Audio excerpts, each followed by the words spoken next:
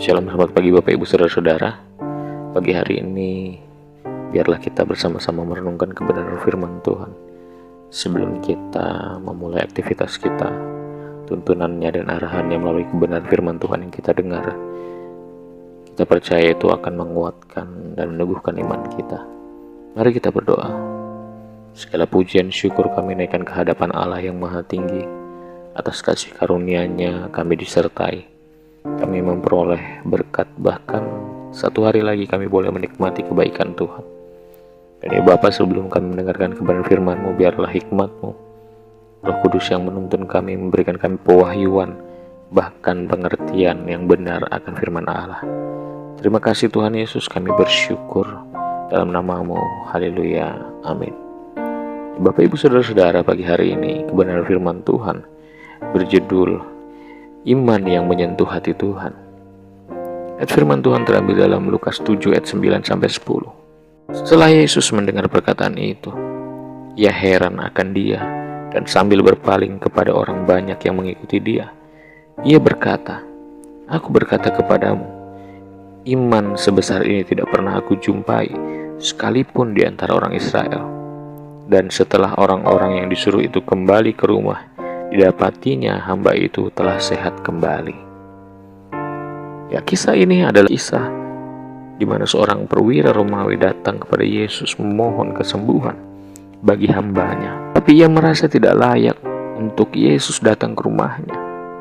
Namun dia berkata, "Katakan saja sepatah kata, maka itu akan terjadi."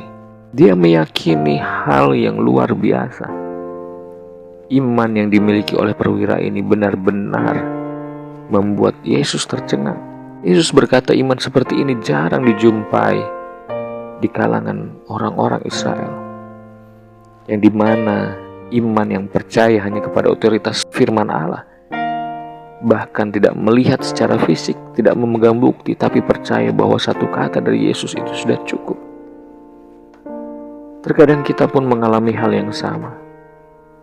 Sulit sekali untuk mempunyai iman yang besar, iman yang mampu menyentuh hati Tuhan dengan apa yang kita lakukan.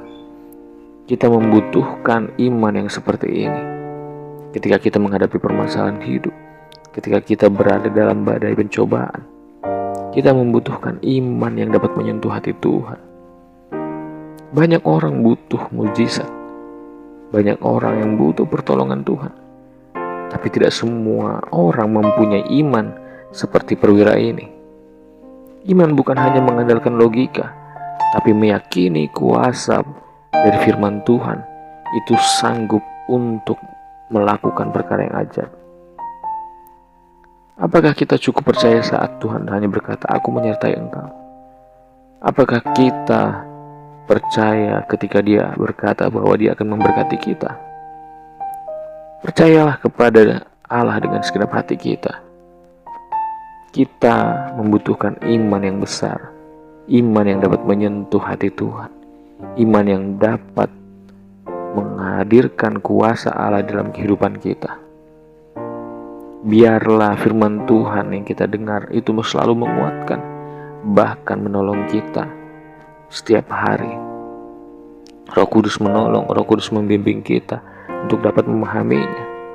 Mungkin terkadang itu sulit, tetapi percayalah, ketika kita mulai melangkah dan belajar di dalamnya, kita akan menemukan karya Tuhan yang luar biasa dalam hidup kita. Iman yang dapat menyentuh hati Tuhan adalah iman yang berserah dan bergantung sepenuhnya kepada Tuhan, bukan mengandalkan kekuatan, bukan mengandalkan apa yang kita miliki, tapi berserah penuh kepada Tuhan. Mari kita berdoa. Ya Bapa, biarlah kuasa-Mu menolong kami. Bahkan firman Tuhan memampukan kami untuk memahami setiap kebenaran firman Tuhan itu yang menguatkan dan meneguhkan kami.